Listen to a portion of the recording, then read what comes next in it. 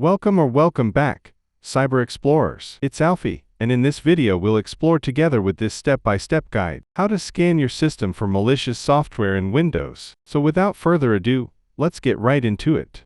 The Microsoft Malicious Software Removal Tool, MSRT, doesn't require installation. You can run it directly from the Windows Start menu or search bar. Here are the steps. Open the Start menu, click on the Start button, or press the Windows key on your keyboard. Type MRT into the search bar. The Microsoft Windows Malicious Software Removal Tool should appear in the search results. Click on the MRT application to open it. If prompted, allow the program to make changes to your device by clicking Yes. Run the tool. In the Malicious Software Removal Tool window, click on Next. Choose the type of scan you want to run: Quick Scan, Full Scan, or Custom Scan. Quick Scan scans the areas most likely to contain malware. Full Scan scans the entire system for any malicious software. Custom Scan allows you to choose specific folders or drives to scan. For a thorough check, select Full Scan and click Next. The tool will begin scanning your system for malicious software.